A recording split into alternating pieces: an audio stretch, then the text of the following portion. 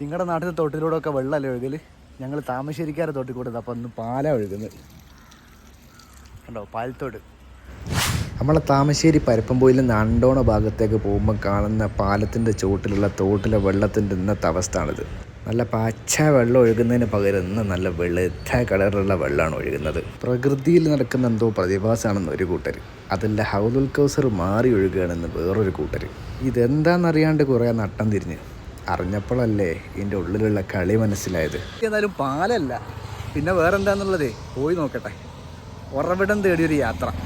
അങ്ങനെ ഈ യാത്ര നമ്മളെ കൊണ്ടെത്തിച്ചത് ഇവിടെയാണ്, താമരശ്ശേരി കാരാടി ഭാഗത്ത്.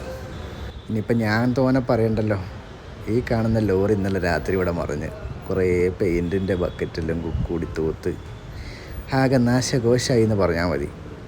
പക്ഷെ എന്നാലും ഇവിടുത്തെ വെള്ളത്തിനില്ലാത്ത വെളുപ്പം ഇങ്ങനെ അങ്ങോട്ട് വന്നെന്നുള്ളതാണ് എനിക്ക് ഇപ്പോഴും മനസ്സിലാവാത്തത്. ഈ വണ്ടിയാണ് അതിൻ്റെ ഓപ്പോസിറ്റ് വന്നിടിച്ച വണ്ടി. ഈ രണ്ട് കൂട്ടറിൽ ആരാണ് ആദ്യം കണ്ടുമുട്ടുന്നതിനെ പറ്റിയൊന്നും എനിക്ക് വലിയ ധാരണ ഇല്ല. പക്ഷേ ഈ വണ്ടിക്ക് കാര്യമായിട്ടൊന്നും പറ്റിയില്ല. ഉള്ളിൽ 2 എയർ ബാഗ് ഉന്തി, പുറത്ത് കുറച്ച് പരിക്കുണ്ട്. ഉള്ളിൽ കാര്യമായിട്ട് പ്രത്യേകിച്ചൊരു കുഴപ്പവും പറ്റിയില്ല. ഈ കാണുന്നൊരു ചെറിയൊരു ചതവുണ്ടെന്ന് മാത്രം. Power of Tata. സംഭവ സ്ഥലത്ത് നിന്നും കൂടെ വന്ന ഷറഫുവിനോടൊപ്പം ക്യാമറമാൻ കൂടിയ ഞാൻ തന്നെ. അപ്പോൾ ആ ലോറിയിൽ നിന്നുള്ള പെയിൻ്റാണിതാ ഈ ഒഴുകുന്നതൊക്കെ. എന്താല്ലേ, വീണ്ടും തിരിച്ചു വന്ന് നോക്കിയപ്പോൾ ഇത് തന്നെ അവസ്ഥ.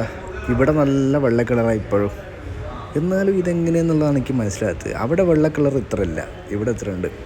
അതെന്തോ ആവട്ടെ. ഏതായാലും തോട്ടിലുള്ള മീനുകളും തോട്ടിൽ തിരുമ്പാൻ വരുന്നവരും കുളിക്കാൻ വരുന്നവരെയൊക്കെ ഇന്നത്തെ കാര്യം കട്ടപ്പഹ.